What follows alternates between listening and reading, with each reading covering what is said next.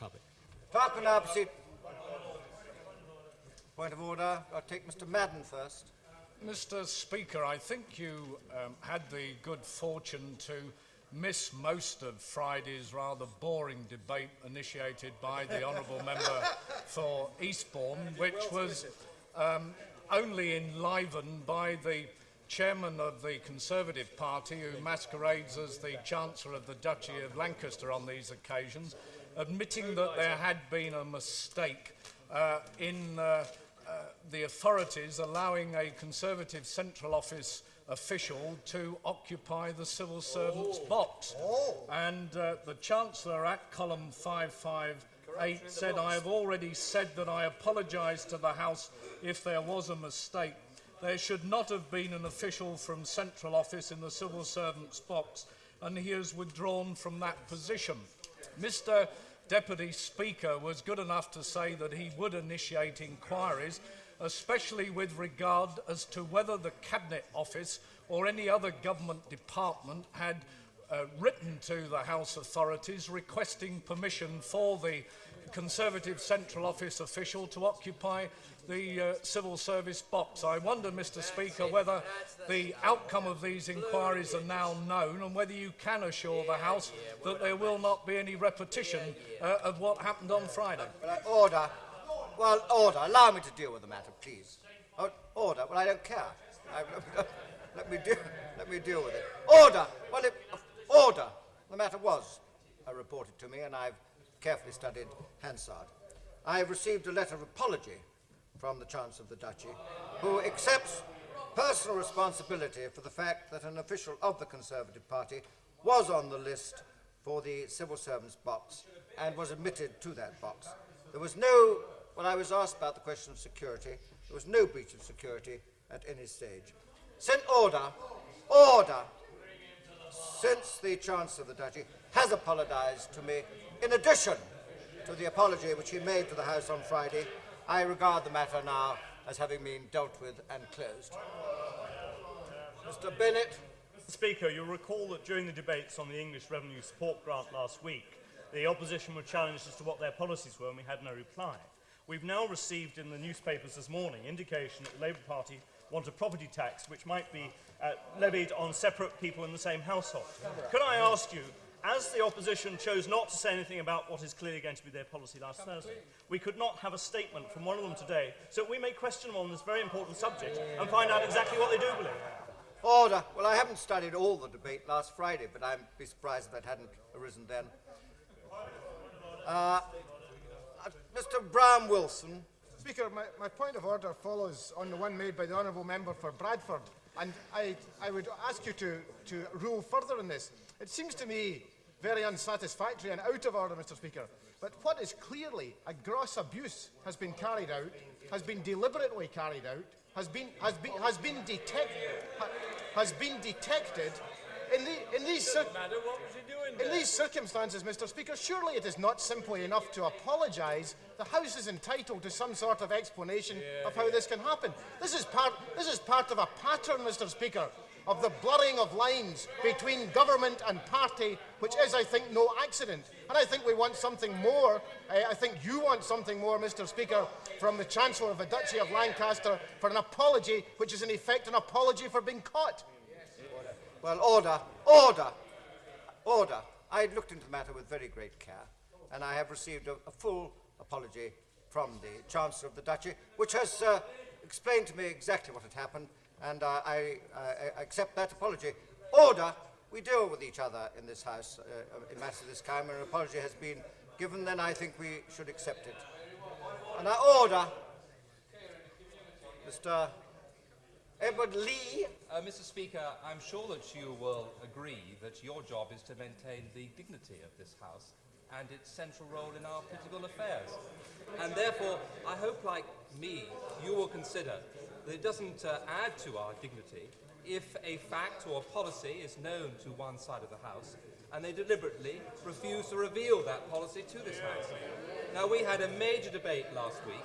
It was held in a vacuum because the Labour Party refused to reveal what their policy was on a new local property tax based on the capital value of houses. Just 4 days later, Mr. Speaker, they leave that is their policy. How is that consistent with the dignity of this House? Well, order. Order. I think the whole order. The whole House would accept that I'm not responsible for policies on either side of the House. I'll take Mr. Banks. Mr. Speaker, aren't you rather surprised that someone as experienced as the president, the Chancellor of the Duchy of Lancaster, should actually seek to introduce a member of central office into the civil servants' box? You would have thought after all these years, would you not, Mr. Speaker, that he would have been aware that that clearly could not have been in order?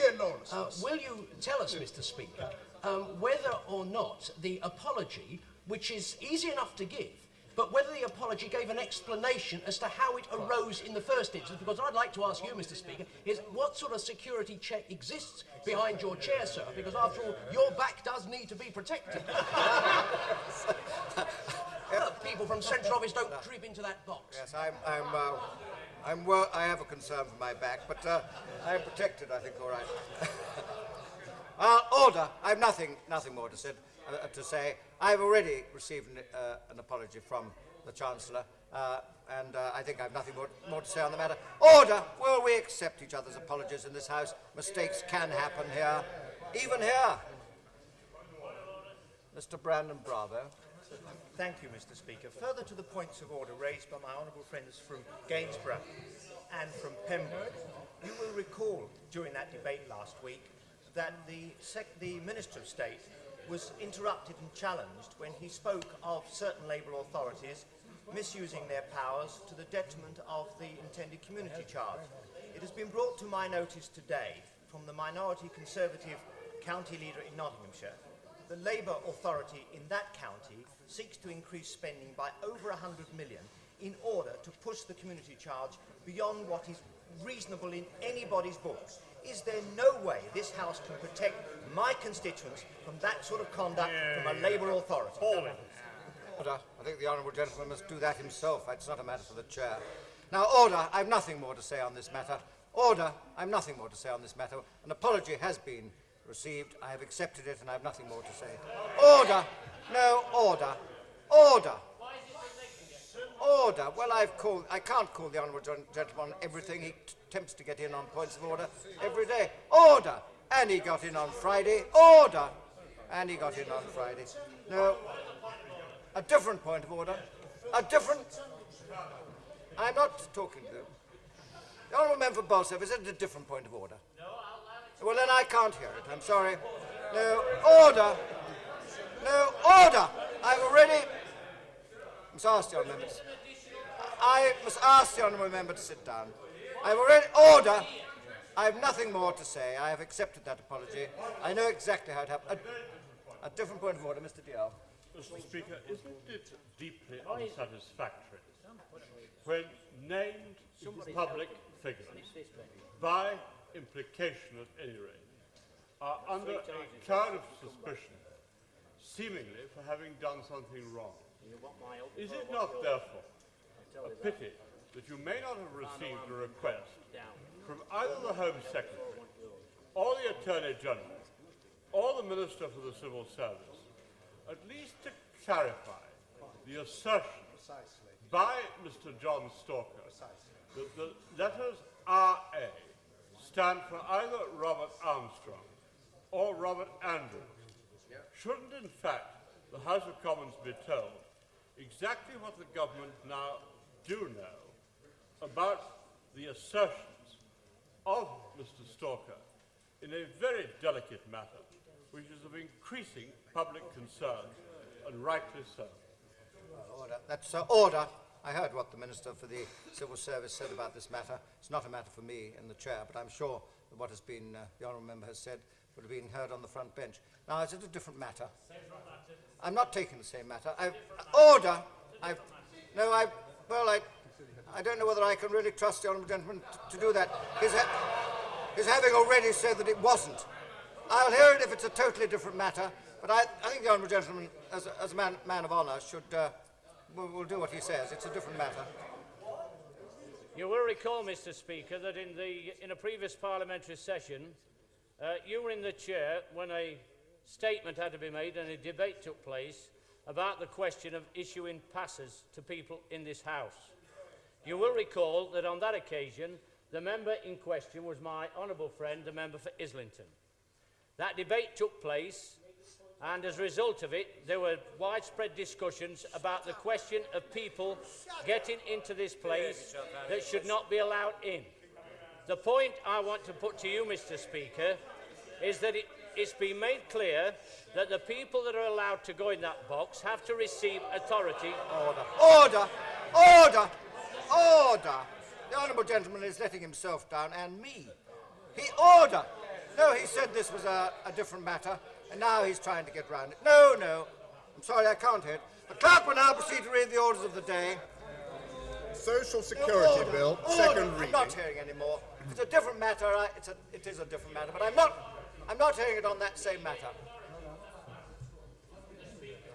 I'll hear it if it's not on that matter.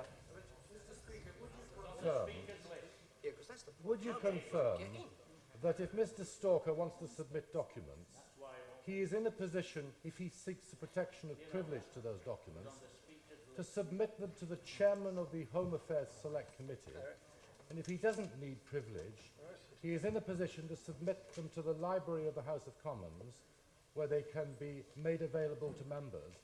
And isn't it in the circumstance perhaps a little unreasonable of Mr. Stalker to dangle these documents before the British public without being prepared to reveal them insofar as Parliament wants to know? Well, that's a matter for Mr. Stalker, not a matter for order in the chamber. Mr. Corbyn. Thank you, Mr. Speaker. On the question of passes, you'll recall that I was... Are we talking about last Friday's passes? ...made in the debate concerning a research assistant of mine some 2 years ago, in which it was perfectly clear that no one could be admitted beyond the public areas of this building without being pass holders, and a pass would have to be approved, in effect, through your office. Now, I'm concerned that those rules are actually being upheld, because if they're not being upheld, then the debate that we had 2 years ago is a complete nonsense, because it would be seen to be entirely selective against one person if others can merely, on the behest of another member, be brought not just beyond the public areas of this building, but actually, in effect, almost into the chamber itself. I've already said, and we don't need to dwell on this, that I've looked very, very carefully at this matter. I've already said in my original comments that I've looked into the security aspects of this, and I am satisfied that there was no security risk and that an error was made. I hope it won't happen again. The clerk will now proceed to read the orders of the day. Social Security Bill.